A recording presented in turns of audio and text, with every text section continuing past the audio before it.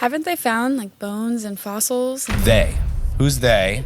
And where are they? Did you find them? It's one of those things. It's like if we're told a story, the story being that we found all of these bones and millions and millions of years ago, all these dinosaurs existed. It's plausible to us right now because our society has melded this through story so hard with Jurassic Park. I grew up watching Land Before Time. Remember that cartoon? Oh, yeah. I For love sure. that cartoon. Yep. Is there a possibility that all of that is whole cloth made up? Falsification, narrative, fiction. We believe that you are strong by design, and you were made in God's image to have a strong body, mind, and spirit. You're listening to the #1 strength and health authority podcast in the world. So let's get ready to unlock your potential and transform your life in today's episode.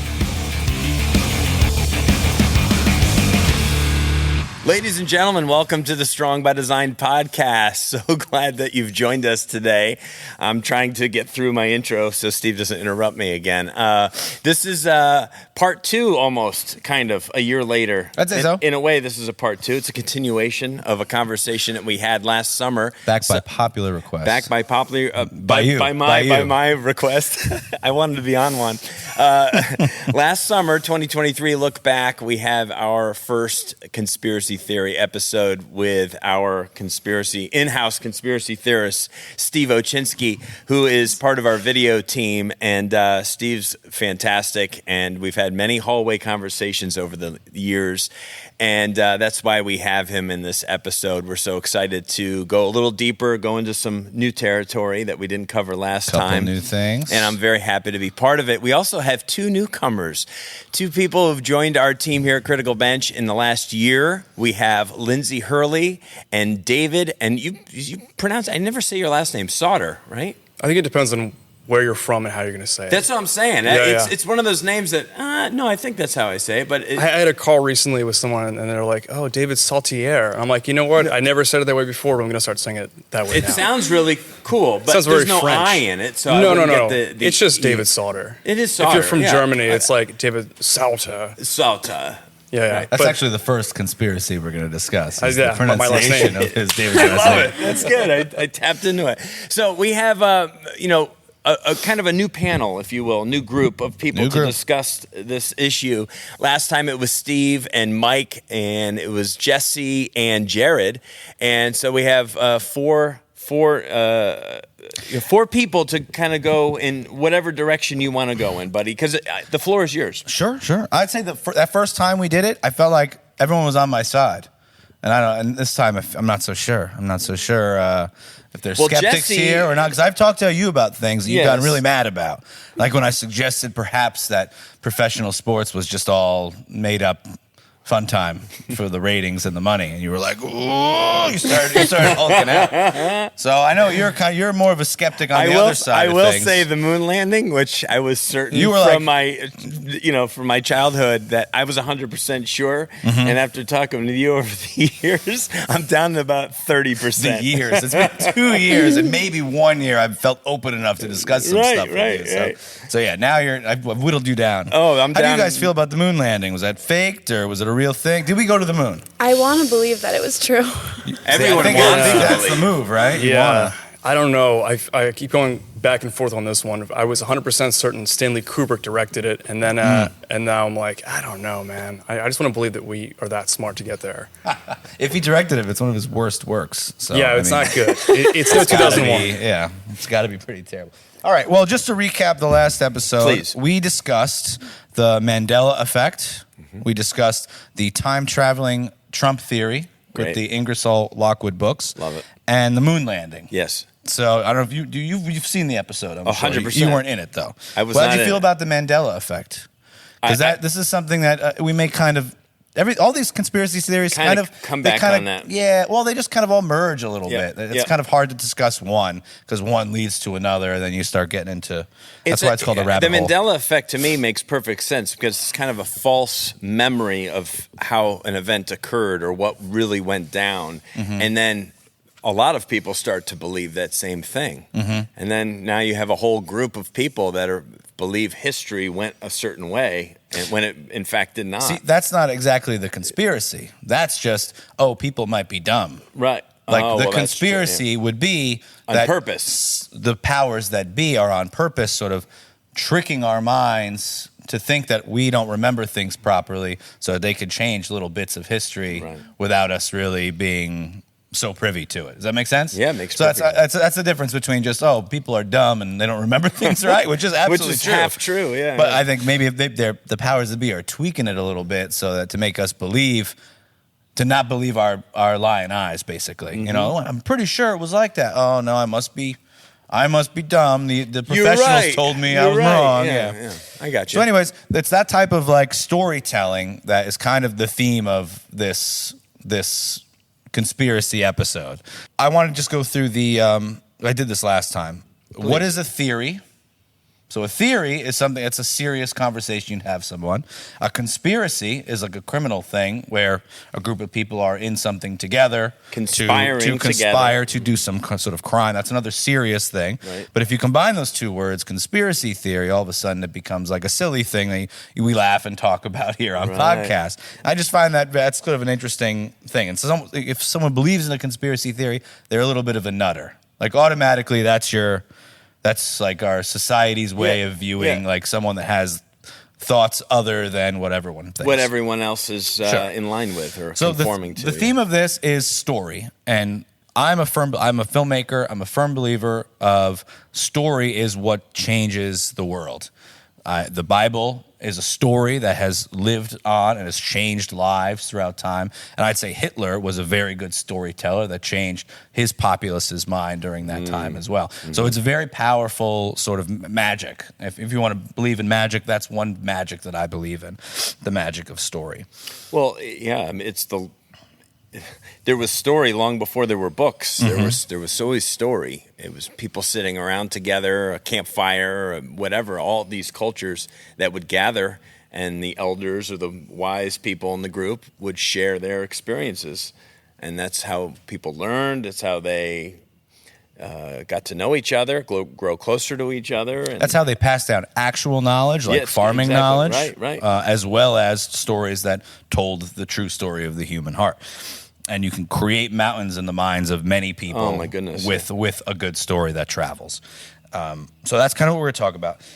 And this is kind of a mental exercise. Lindsay, Because you ready? well, Ready? why'd you point her out? It's mental. So some of these things we're going to talk. I like challenging the foundational beliefs that we have. You know what I mean? There are certain beliefs that maybe it was I guess what I'm getting into is lies from the past that we've built on in our society that perhaps the foundational belief thing that we have perhaps was true. So keep your mind open to the possibility that perhaps what we've been told before was wrong. Right? Yes. That's sort of the theme. All right, the first theory, I'm going to get right into it. This was requested by Chris because I brought it up in the hallway one day, and he was like, "You got it. I don't believe any of that." Oh, I think I know. It's the possibility exists that living dinosaurs never existed. That it's whole cloth hogwash. All right? So this is at the period of this time, you've all created your own tinfoil hats. Yes. All right? Is there in your head right now, is there a possibility that dinosaurs just never existed whatsoever? Haven't they found like bones and fossils? And They. Who's they? And where are they? Did you find them? It's one of those things. It's like if we're told a story, the story being that we found all of these bones and millions and millions of years ago, all these dinosaurs existed, and is that like, it's plausible to us right now because our society has melded this through story so hard with Jurassic Park. I grew up watching Land Before Time. Remember that cartoon? Oh, yeah. I For love sure. that cartoon. Yep. And just dinosaurs, that show, the dinosaurs, with not the mama. All dinosaurs. Yes. As a kid, you're ingrained with dinosaurs. You learn all the dinosaur names. everything. Is there a possibility that all of that is whole cloth made up? Falsification, narrative, fiction. What's the benefit of that, though? Yeah. I'm going to get into that, all right? And maybe if you heard the benefit of it, perhaps the tinfoil hat might make it onto your head. I don't know. Well, I mean, you As gotta we think, go, right? As like we go. when they find bones, right? And it is true that they don't find the whole bone, so they have to then craft the rest of it, which is fake material. So I could see why people would be skeptical. Kind of like a Mad Libs. Yeah. Kind of And you filling got in some the of the missing story, parts. but there's a lot of blanks here, so we're just going to add our own All right. parts. Okay. I'm gonna dive. I'm gonna put my hat in. This is one. Okay, put This your is hat on. interesting too. Is this a fun one? We can. There's one angle I want to come at this because as I've gotten older, I don't believe in the millions and millions of years theory because I think that's all a bunch of hogwash. I think our Earth is much younger than that, more biblical. So I would argue, yes, I agree. I'm going to get to that because this also involves evolution. It involves the million years theory. Yeah. It involves the radio isotope dating and carbon dating of bones. Correct. As to how accurate that is. Like, there's a lot of things. I just watched there. something that was amazing. I got to have you watch it. Anyway, geologically, I just think I think there's so much that's embedded in our earth, in our soil and stuff that really shows that there was a massive flood that very quickly covered the earth and killed a lot of creation, most of creation, just like the Bible talks about. And that happened very quickly, and it happened much more recently, I think. Those are just a couple of things that I'm more in line with now that I'm older. And Any things thoughts I've watched from you two before I get started? Any foundational beliefs that you're like, I'm pretty sure that's the thing. I think there was dinosaurs. There was dinosaurs. There was definitely a flood, without a doubt. I mean, there's story, speaking of story, multiple cultures across the entire globe have this story of a flood coming and wiping things out. So that's definitely true. But it dinosaurs, would be in human memory. It wouldn't be 150 million years ago. Right. Yeah, that's fair More or enough. less. Well, who said there was a flood 150 years ago? I think it was more recent than 150 million years ago. Within the last several thousand years. Yeah. I'm just saying the narratives start to flow with one another, right? Because you believe in dinosaurs, but then you kind of believe that the flood theory. But if to believe in dinosaurs, the same people that believe in the dinosaurs believe in the 150, 300 million years ago theory. That's so fair. that doesn't quite, you know what I mean? Like you're trying to fit your foundational belief into with the new information that now, as soon as new information comes in, now your foundational belief changes a little bit. Yeah. And I'd argue a lot of people, a lot of Bible study people, as they get older, they're like, when they were kids, maybe evolution was what they was taught in school. And then as they get older, they try to fit creationism into that evolutionary thing where instead of like Adam and Eve or monkeys turning into humans, they kind of combine the two where it's like, no, God gave two monkeys the gift of thought and the consciousness. And like they kind of merge the two theories just because new information is brought in. So your foundational belief has to kind of sway and adapt with those. I find it fascinating. All right, we're going to get into just the beginning of dinosaurs. To me, how it all started is kind of led me to down this rabbit hole of trying to hold on a second, 1 second here, guys, because now they have news stories. Like you can put out a fake news story with a fake, a deep fake an image. You know what I mean? How easy it is to create the fake images and the fake stories. Yeah, we see it all the time. I think it's a lot easier for them to do now, but if you look at it back in the day, exactly how it all kind of started, it is kind of interesting, and it kind of opened my eyes a little bit. So the class Dinosauria was originally defined by Sir Richard Owen of the Royal Society, a superintendent of the British Museum Natural History Department in 1842. Now, a lot of these conspiracy theories, like when they say that the powers that be are doing something, right? They're typically talking about some sort of secret society, some sort of Freemason or whatever. Okay. And it just so happens that this gentleman, it says, in other words, the existence of dinosaurs was first speculatively hypothesized by a knighted museum head coincidentally in the mid-19th century during the heyday of evolutionism, before a single dinosaur fossil had ever been found. So not a single dinosaur fossil was found, but in 1842, this gentleman hypothesized the existence of dinosaurs and named them Dinosauria. Okay? That's my question. So we have nothing in literature or recorded history talking about dinosaurs or these large skeletal remains prior to this period? There are myths of dragons. So I kind of looked Myths into of this. There's yeah. myth of dragons in ancient China, very prevalent, and in Arthurian legend and stuff like that. Or giant reptiles of some kind. Sure, yeah, the Mayans and the Aztecs have their own mythology regarding like flying serpent of some sort. Interesting. But we're going to get to that. We're Okay, gonna get to that. good. I'm just saying the first time the dinosaur term was in 1842. Oh.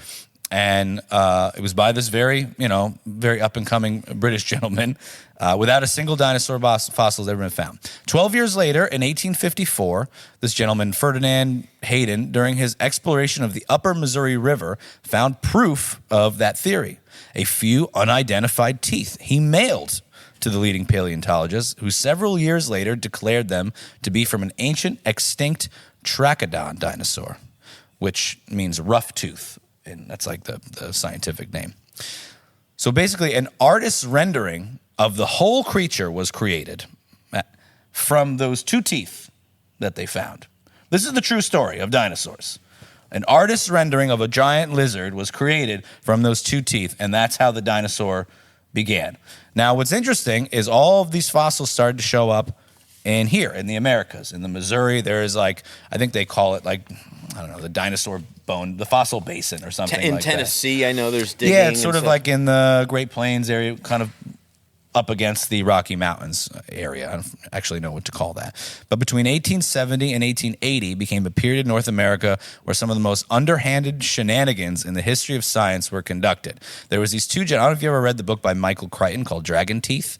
It's a story about those two archaeologists, and they're like competing. The guy that wrote Jurassic Park, he also wrote this story about these two archaeologists that basically creating fake bones, stealing other guys' bones, and really just competing to sell these bones to the Smithsonian and one of the other natural museums. And it was called the Great Dinosaur Rush, or the Bone Wars. They were friends, and then they both discovered 500 different species, including 80 dinosaurs. Out of the 136 species supposedly discovered, however, only 32 are presently considered valid. So out of all of those species that they found, only 32 were valid. And the way it works is you find a bone or a partial bone. This is how they explain it to you, how it's done. You find a partial bone, you fit it on you figure out what type of bone it is, and then you in the field, this is how they did it back then. In the field, they would take plaster, and then we create the rest of the bone. So then they put plaster over it and ship it out, basically. So the whole thing, the way you would fake a bone was built into the mechanism of how they found the bones, right? I find that interesting. Very interesting. And so then, they were all immediately upon finding a bone, they were immediately modifying it in a way. Immediately modifying it, yes. To make it more, to give it its fullness, because they only found part of it. And I believe a skull hadn't been found, not a complete skull, maybe a piece of an orbital bone or something like that. At least that's what they say was found. And then whole skulls were produced and displayed in the museums. Nothing in the museum that you see displayed right now, currently, is real bones, first of all. They're all replicas. In any of these. They say the real bones are in their vault. If they have something displayed, that's kind of the thing that they say. And there are huge companies in China that create these these fake skeletons using real chicken bone, other types of bones. They plaster them together. So it's a whole industry. And you also have to realize that every bone they found, they were paid huge sums of money for bones by the Smithsonian, by these intellectual institutions that were at the time trying to push evolution on the populace. I want to skip over some of this because some of it's relevant, but Well, to back that up, I was recently in North Carolina. I went to one of their museums, the Natural History Museum, and what you just said, the replica was on stage, but the bones were supposedly decomposing, and so they were in their lab trying to stop the decomposition of the bones. So they say they've been around for 150 million years, but right now they're decomposing so fast that we can't. That just seems a little ridiculous to me. All right, I don't like where this is going. They also say that the bones are actually radioactive, which is another excuse they give as to why they can't be out there amongst the people, is how they say. One more thing before I know you have. To your point. I'm listening. Before the 1800s, no one ever knew dinosaurs existed. During the late 1800s and early 1900s, large deposits of dinosaur remains were discovered all over the world. Before that, like you were saying before, there's very few reports of these bones or bones being collected, or maybe we weren't interested in it until 1800s. Maybe that's true. But to me, it would make sense that the Native Americans, since they literally were living in the area where it was just apparently a huge boneyard where you can just trip over bones, they would have some knowledge of it or passed down in their histories of some sort, or all these other It's not like huge deposits were found in Germany, the archaeologists there. Certainly Germany's been occupied for so long and farmed. You would imagine a farmer would come across a bone or something. Right. All right. Then there's my. Why would if something dies on the ground today, what happens to it? It decomposes. It gets torn apart. I mean, it's all over the place. Bones are scattered. It's done. Right. It's done. We would never even know what anything was. It just becomes dust. You know what I mean? Why are we not digging up the bones and fossils of animals all the time? Like, if dinosaurs covered the world, we should be finding these bones everywhere. But they're only in very specific sections that are closed off. Only like you have to be like an archaeologist or a scientist of some sort to go there and find these bones. There was a quote by a guy who started. I think I'm making a hat change. You're getting I don't me. know. I think it is to me. I'm leaning your way. It's a crazy thing to think of, that this whole, like, just dinosaurs are so ingrained, and we have so many stories about them. I could name probably 20 dinosaurs right now. Of course you could. I used to play. Who didn't play? Everyone played loves with dinosaurs. rubber dinosaurs. But to me, that if there is a chance that it was just been made up all whole cloth. Now, here to the reason. The reason I would say. In 1840, nobody believed in dinosaurs, communism, or evolution. Between 1842 and 1859... Which was the Industrial Revolution, by the way. Like, on the fringe of it. Everything changed Everything between was changing. 1842 and 1859. The whole world changed. Right. That period of time was the most change in recorded history in the world, right? Everything changed. And then right after that period, we had our Civil War. Yes.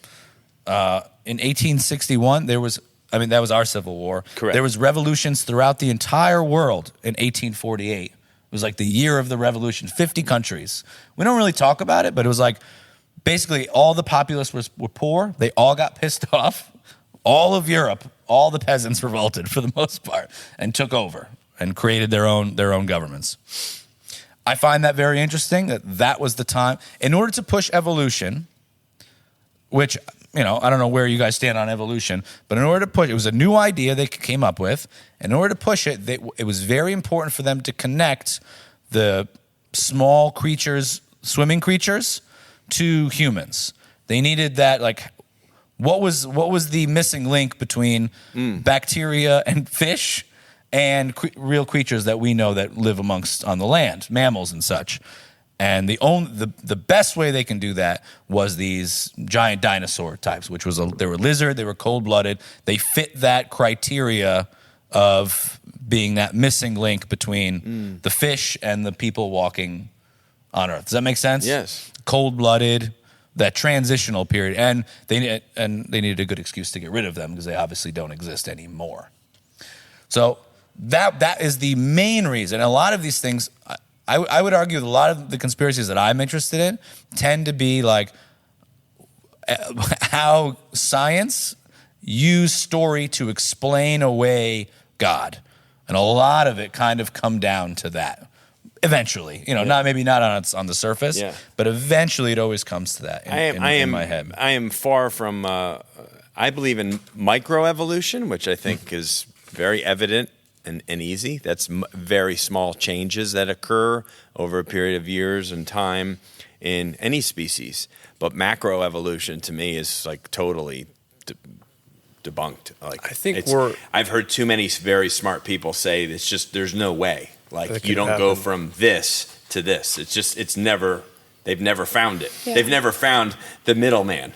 That's where I'm lost right now, because Steve said the missing link were dinosaurs, and I'm like, all right, well, how do we go from fish, bacteria, dinosaurs, PhD graduate from Duke University? Like, where's the, you know what I mean? Like, how does how do like we evolve like from that? dinosaurs? Yeah, I think trying to figure out how we evolved, I think is it's kind of like once you accept the premise, then your mind is then trying to create truth from that premise. But if the premise is false from the start, then you're kind of lost. You're kind of confused and lost and don't even really know much of anything. All you're doing is waiting around for the experts to tell you what the next piece of the puzzle is that you don't have. Like Lindsay It's kind said, of how it goes. to what avail? Like, why? Like, I know you said it was like the missing link, but like, who is that benefiting? You know what I mean? So tons of money was exchanged for these bones continuously, still today. A whole new scientific endeavor was created, which has students and schools and an unlimited industry. And arguably, this is something I didn't really want to get into, but I think it's interesting. If you fake, a lot of times, if these stories are faked, they put things in them that are teasing other things. Like the names of things aren't just made up whole cloth.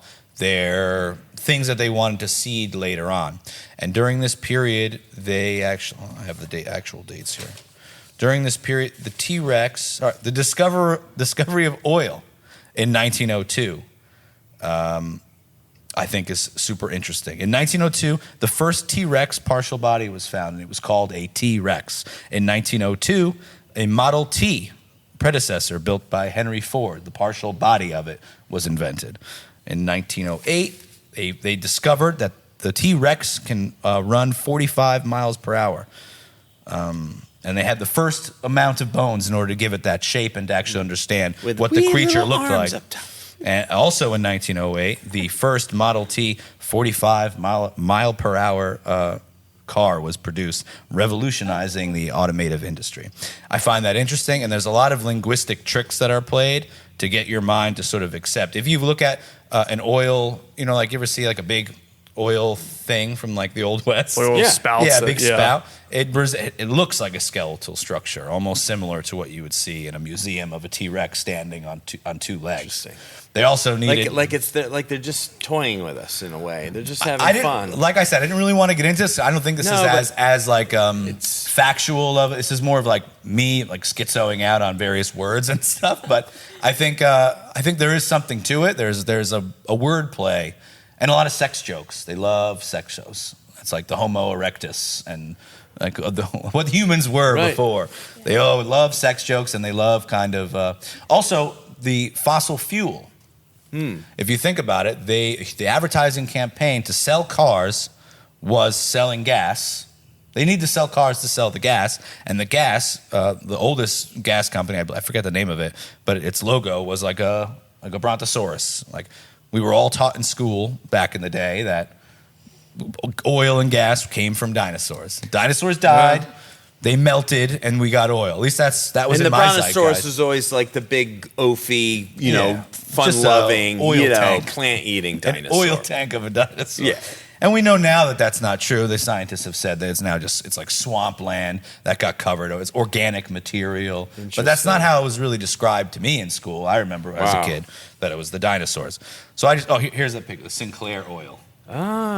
Sinclair's still around. And it's still around. Yeah. But that was their ad campaign. That was their the ad big campaign. Was Brontosaurus. the dinosaurs. I feel like they did find bones of something. Like maybe it was like a smaller bird or, I don't know, some type of animal that did go extinct, but they just kind of exploited the bones that they found and were like, let's make this into something so big and huge. That's a good theory. The reason why I say dinosaurs never existed at all is just to open your mind to the possibility that what we have been told is not 100% the truth. And there was it was a recent find. It was a fossil they found. They said it was the first dinosaur with feathers that they found. Yeah. And I don't know if you can recall the pic. I don't have it pulled up, but like it's like a little running it's like like chicken. but it has like little bat-like fingers, long bone fingers. And they're saying that was a feathered dinosaur. Now, I believe it was in the early 2000s that was found.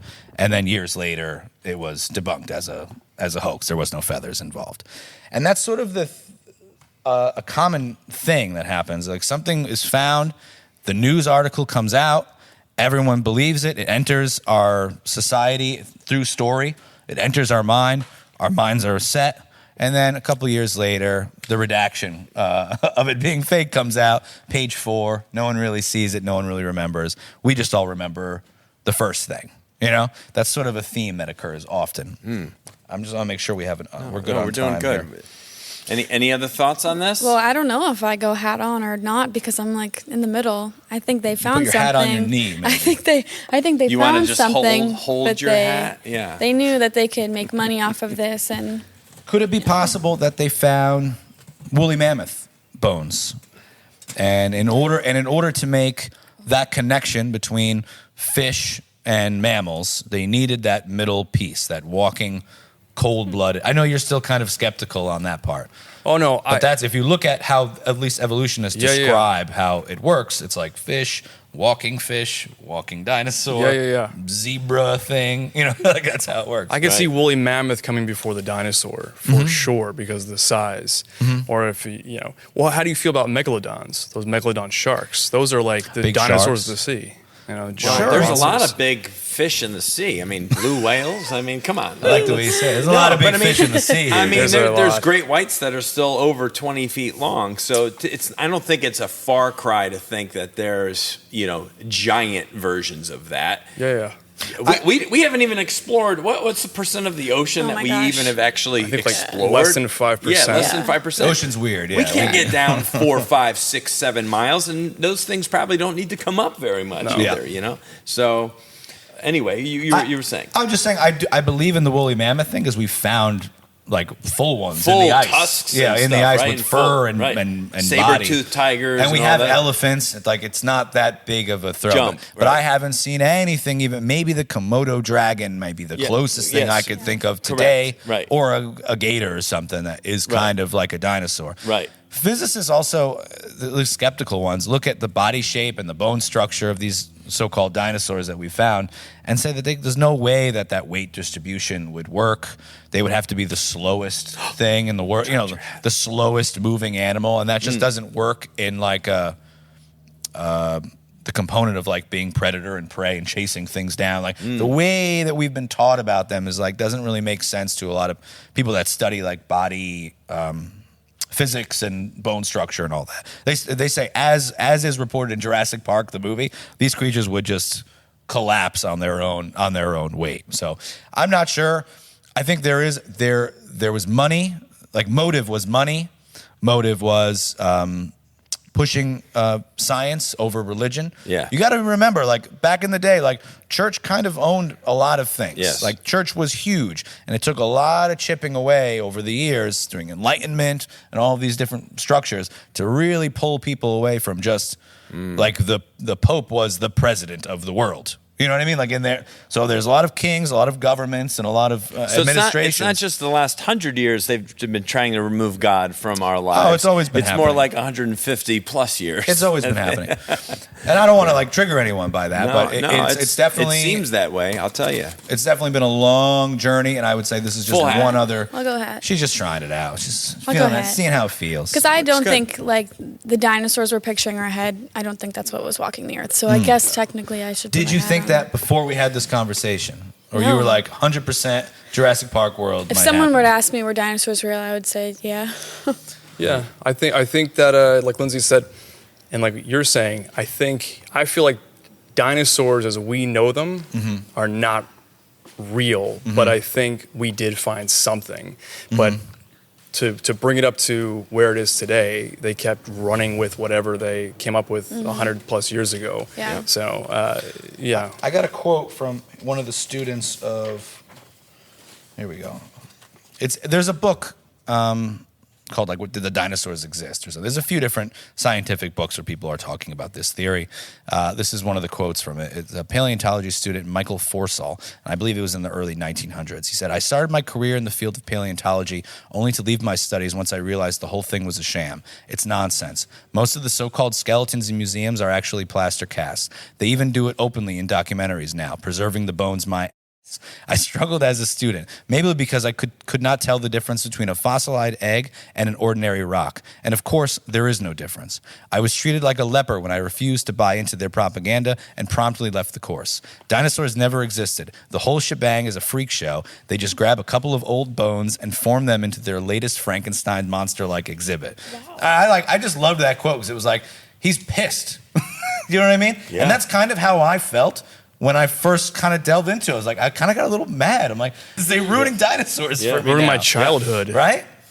Wow. Okay, I think that's all I have that's in terms of like evidence and stuff like that. We don't have to go you too definitely, far. But I think, does everyone agree? Yeah. The possibility exists that living dinosaurs The possibility never existed. Yeah. exists. The possibility is 100%. Absolutely.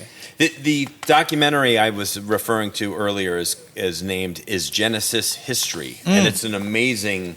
I believe it's on Netflix, and I just watched it a few days ago, and it's very telling, and it falls kind of in line with stuff that we've talked about the biblical timeline and how far different it is from the hundreds of millions of years of change on the earth, and this guy travels the globe and talks with paleontologists and biologists. He's the guy. He's evidence too. Like he shows off a bunch of evidence and stuff. Very much very, so. very interesting. It's fantastic. Anyway, so all right, are we changing gears? We may. What does it mean to you? I'll go around the room. If dinosaurs aren't real, like we know the possibility exists right now. If they're not real, what does that mean to you? How does that change things? Does it change anything in your life? Does it matter? Is it a meaningless? Because there's some of these foundational beliefs that do mean something to people, but some of them don't really. I guess it makes me think about there's probably a lot more discoveries that aren't real. What else did they fabricate? Yeah. Yeah. I think for me, it means my favorite movie is all a sham.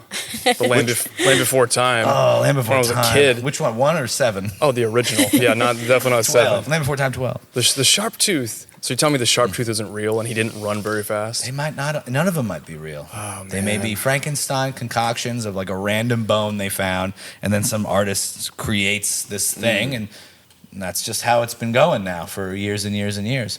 Also, I think a clue is like whenever they make movies about something, that's when I'm like, okay, all right, what's because a movie sort of changes your, like when they made Oppenheimer.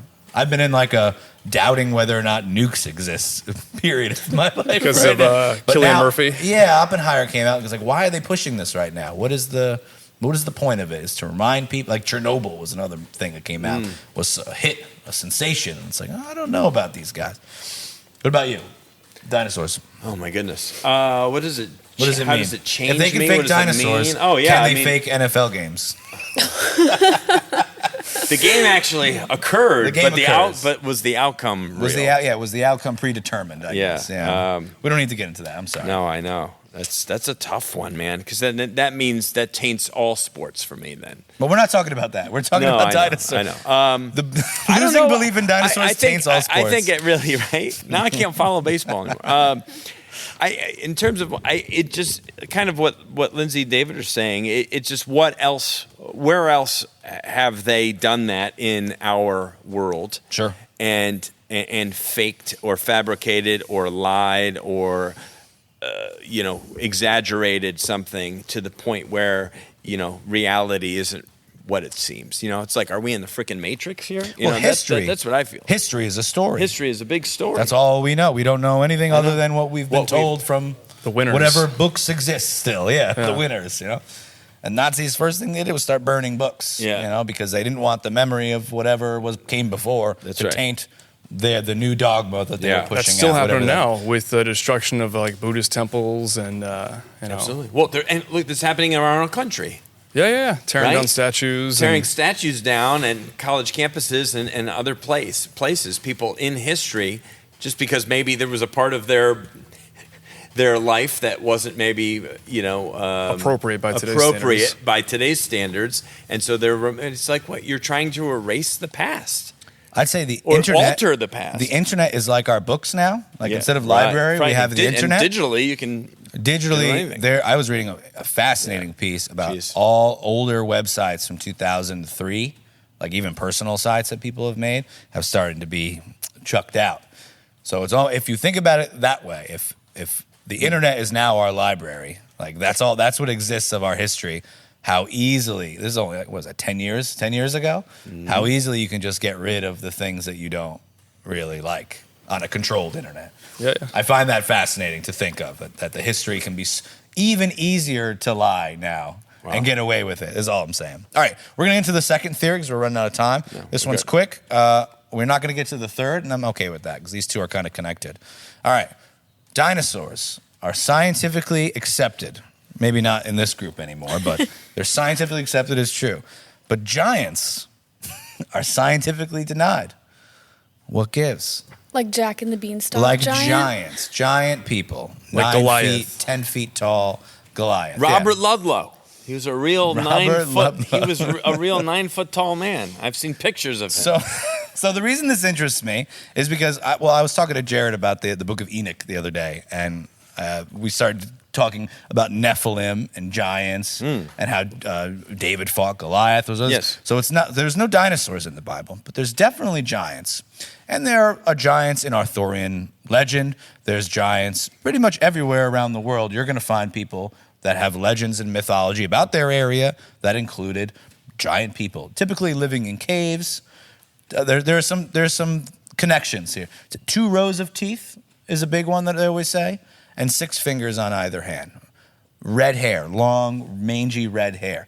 These are key buzzwords in my head when I hear a giant story, because it kind of like ties them all together. Kind of like if you see a pyramid in Egypt and you see a pyramid in South America, you go, oh, how did they figure out that one? You know, so the giant stories. The Native Americans have their giant stories, and it's interesting because they say 6 fingers. Really? They have drawings of them, cave drawings in Arizona somewhere, the Southwest. Of giant humans. Of giant with 6 fingers, and they talk about 2 rows of teeth. And that's an exact copy of what's said in the Book of Enoch, talking about the red-haired giants with 6 fingers on either hand, 6 fingers, 6 toes, and 2 rows of teeth. Fascinating to just that alone.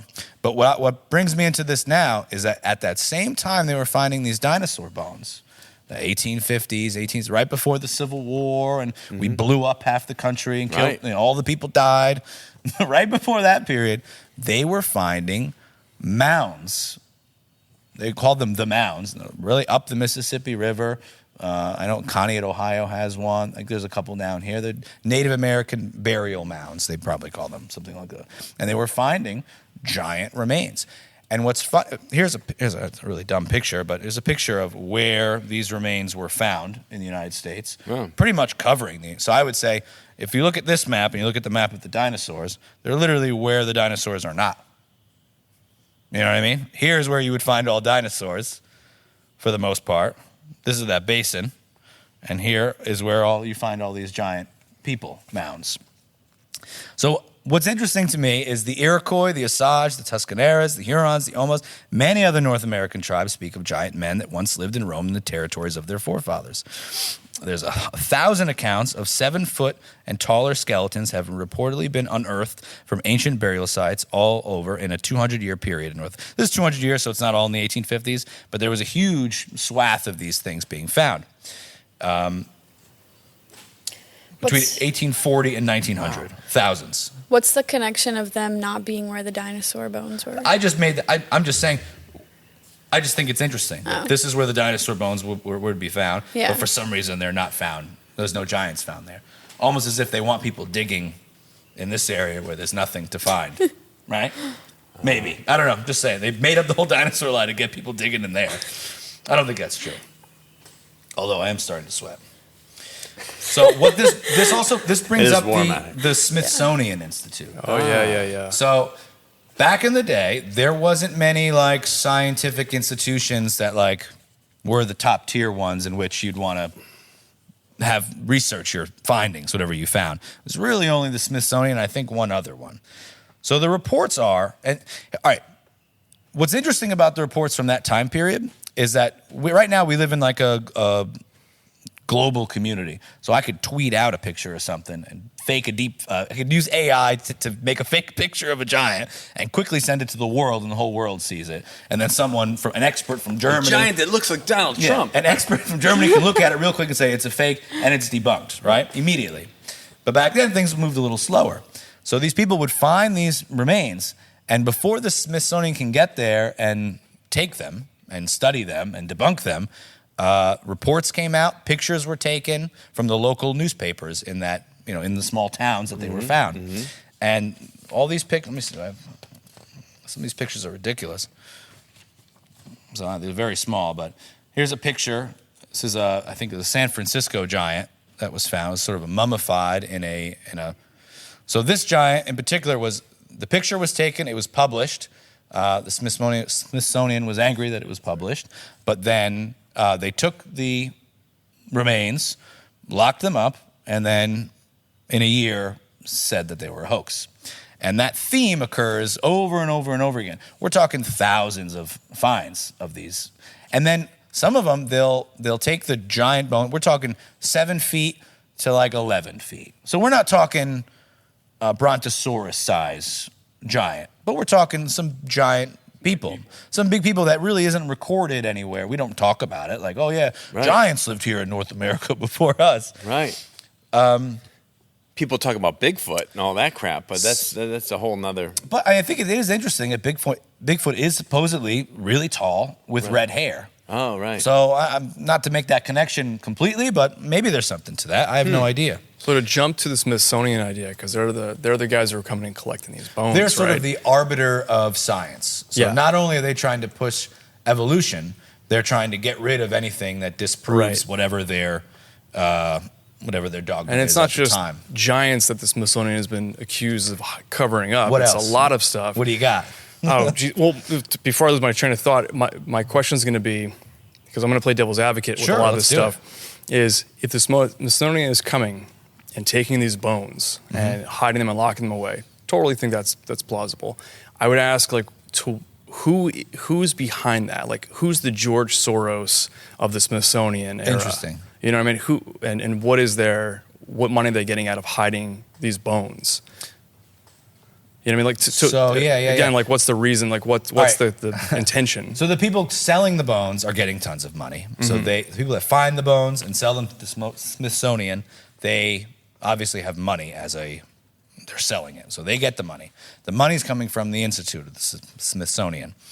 All of these institutes, these scientific institutions, tend to be very well funded.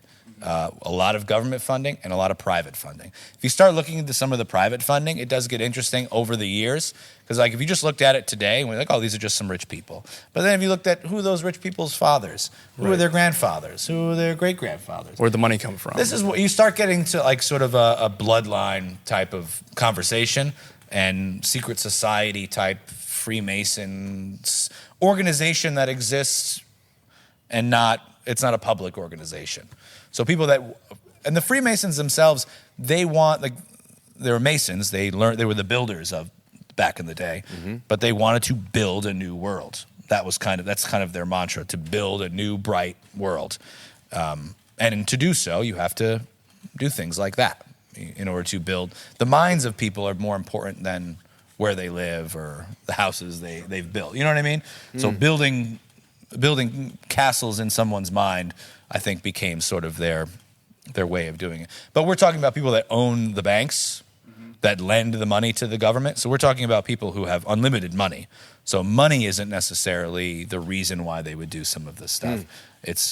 They have all the money. So what do you do when you have all the money? You want to control or, ascend. Really is really what it comes down to. They want to ascend past humanity. That's how a group of people with everything in the world, who own the world technically, they want to ascend. How do you think current society has benefited or not benefited from the hoaxing of giant people? Because like you were saying that there are people who are 7+ feet tall, right? Sure. So like, why hide that? Like, is it like, what agenda does someone have to hide the ancient humans? At that time in America, we were in like a manifest destiny situation. And there, you have to also realize we were in like a cultural, not a cultural renaissance, but a cultural war, basically. Like we had, in order to extinguish the Native Americans at that time, we needed to make them seem like savages with no redeeming qualities. And I thought about this question a lot, actually. And if I found out back then that they weren't just savages, they were actually giant people, you know, and even if I made that connection to Nephilim or to angels, or I would have a different opinion on the war, like Custer's war, to eliminate them. You know what I mean? And in order to take over the rest of the land. So I would say, I'm just speculating. I have no proof of any of this. I'm just trying to put myself in that time period. Along with all the dinosaurs, like kind of like, look over here, look at these dinosaurs we made. Don't look at what we're doing to the native people and perhaps their long, intelligent history and lifestyle that they have. You know what I mean? We don't know, right? Now, even to this day, we just consider them savages that just killed each other all the time. But maybe that's not necessarily true. Yeah, I think that's definitely changed and changing, you know, especially with something like ayahuasca, for example, all this ancient knowledge. And if you think about ayahuasca, talk about going on like a trip right now. Sure, yeah. So like ayahuasca is formed by these two roots in the Amazon rainforest. And like my question is like, how did they know these two very specific plants out of the thousands of plants in the rainforest could you know, one is going to send you on a trip, and the other one will stop the enzyme that's responsible for breaking down ayahuasca. So like, where does that knowledge come from? You know what I mean? So they're very, error, I guess. yeah, a lot of trial and error through thousands of years of mixing roots. But it's yeah, they definitely are their intelligence is something we don't recognize because it's a different form of intelligence, right? So I guess like to come back full circle, is it this like new world order where they're like, all right, this is like a quote unquote savage culture. It's time to push it away and bring about this new, you know, enlightenment through the scientific revolution and things like that. I don't know. I guess like they were trying to ascend. They were trying to get past our earthly desires and ascend. And I think probably in the beginning had good intentions. It was probably great intentions, but so much in hiding things and doing. I think, you ever see the movie Apocalypto? Yes. The Mel Gibson movie. Yeah. I like this little anecdote, and we'll probably end it here. That in that movie that you haven't seen this, so I'm going to recap it real quick. Okay. It's a movie where no English is spoke. It's just like native Mayan people in the rainforest back in the day, before Christopher Columbus and all that. So there's like a big city, you know, like the big Mayan temple. The people from that city go into the jungle and capture like families to sacrifice at this big temple where everyone's cheering it on and like they're all really excited. So in the movie, they take the lead character and they're about to bring him up. They're about to sacrifice him on this temple, and everyone's cheering and freaking out.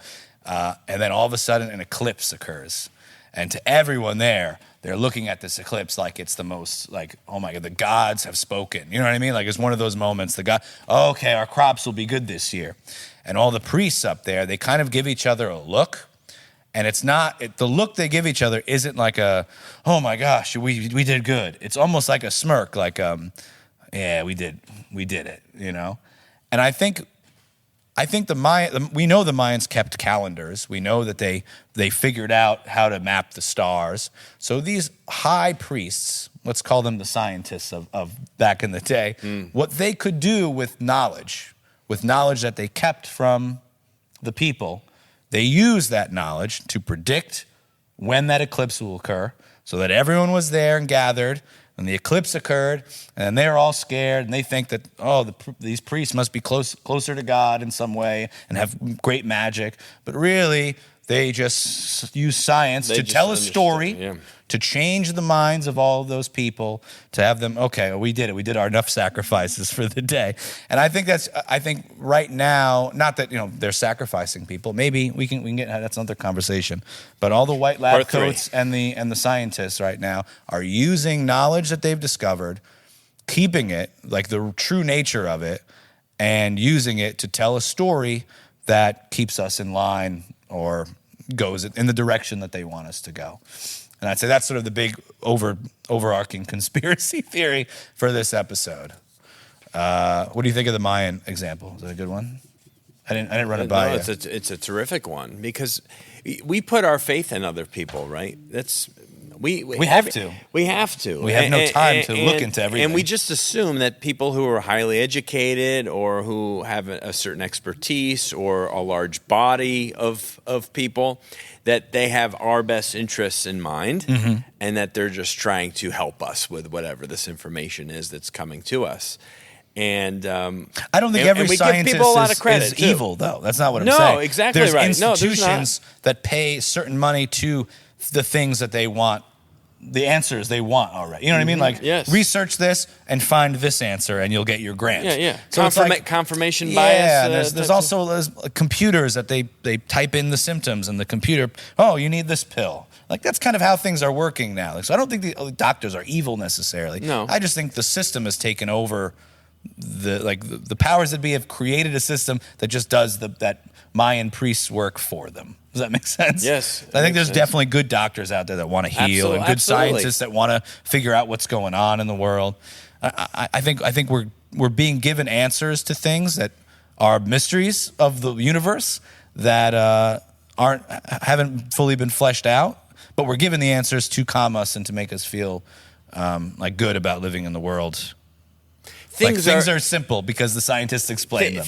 And things are things are definitely spoon-fed to us or dripped to us, right? Because there's people with knowledge much greater than ours in terms of technology and other things, other information that's kept from the everyday man or woman. Sure.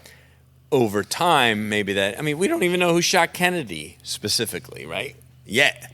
One day, why hold back? It's like, 65 years ago at this point. I try not to get too political for this. No, I know. I'm just saying. Episode. There's just certain things like that where there's the slow drip theory. It's the slow drip theory. Eventually, things come out, but like aliens right now, they're slowly putting more and more alien stuff out there. Like the videos are coming out. Like these pilots. Tucker Carlson has been talking about it a lot lately and stuff. For what reason? Are they trying to get our... Is this a fake story like dinosaurs being put in? Or is it reality coming and sneaking into that's the other thing. Their story? It does make you... It starts to make you... I see why people... You can see why I'm so crazy all the time. Well, so crazy. No, but because you start to doubt. And it's like, what can I trust? The only thing I know I can trust is like the people... I'm around every day, my home, my family, my neighborhood, the things that I know to be true because I've experienced them.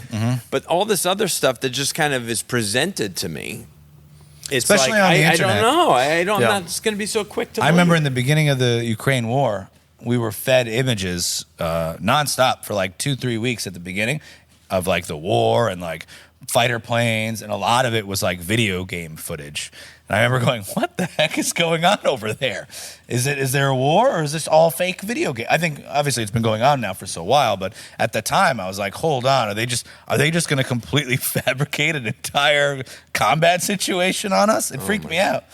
Because my last topic, we're not going to get into it. It's just a tease. It's a tease for you out there. It's a tease. Oh, and we don't need to wait another full year to do this again either. Oh, that's the JonBenét Ramsey or something, right? JonBenét Ramsey. That would have been a good one. Oh, it's a good one. I feel like we don't have much time. That's kind of a longer one. Well, but it's you touch on it a little bit. I'll just brush it a little bit. Yeah, well, I don't think Lindsay even remembers. Do you remember this girl? I barely. Did you do. see the picture? No. You don't remember this? So this would have been when that you picture. You would have been probably that old, maybe young, early 2000s.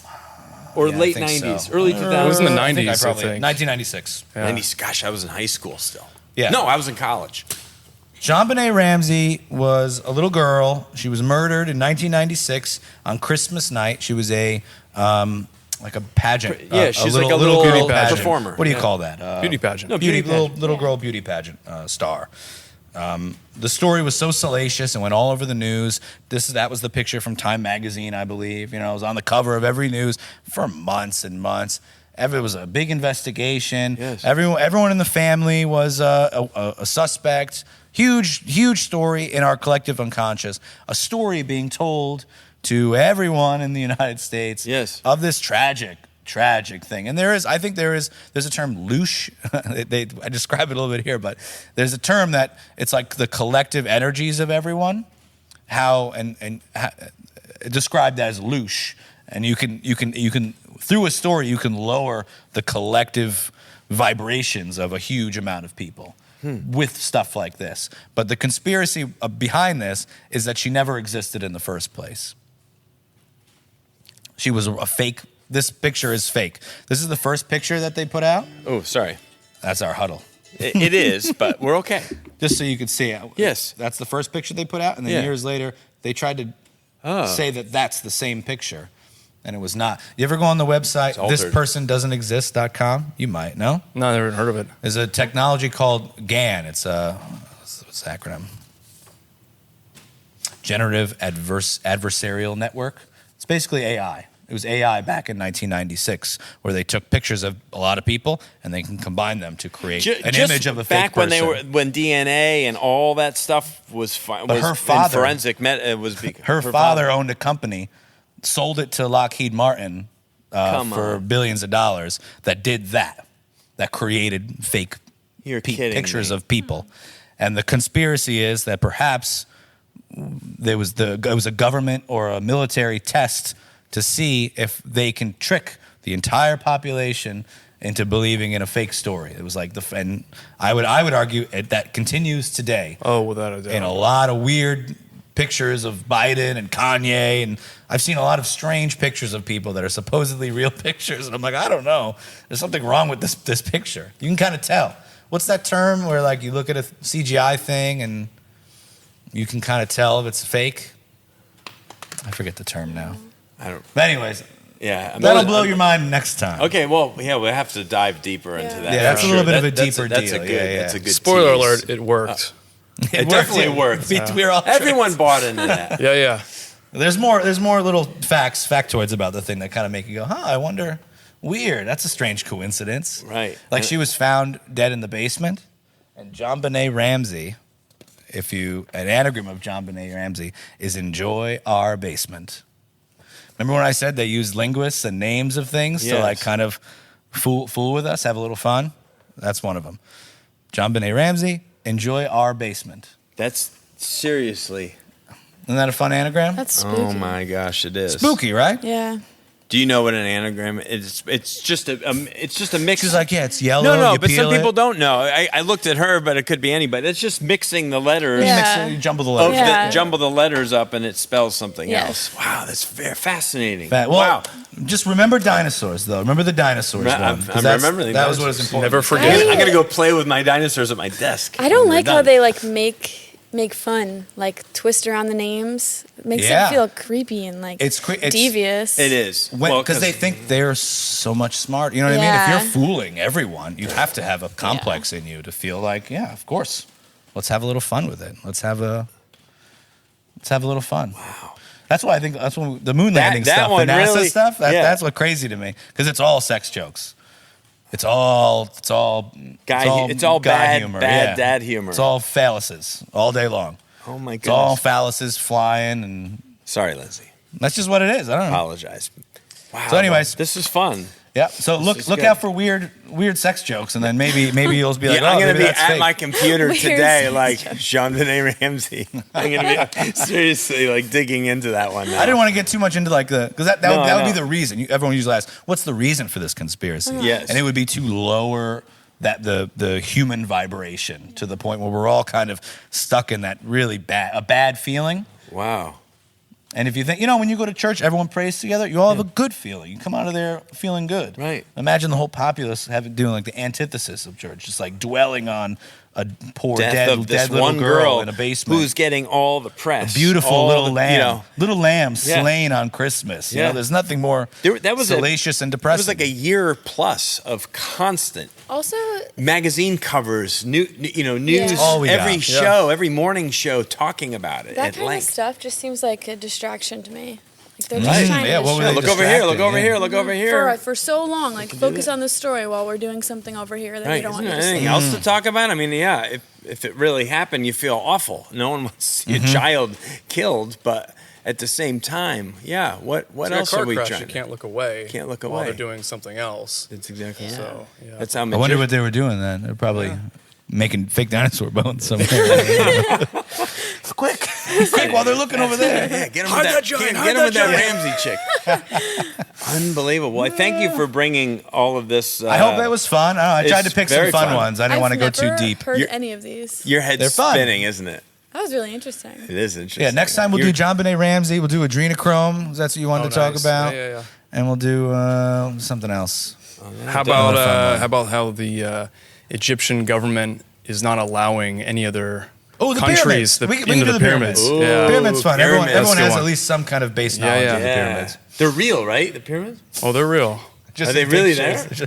They're filled with chocolate inside. That's why we can't go in.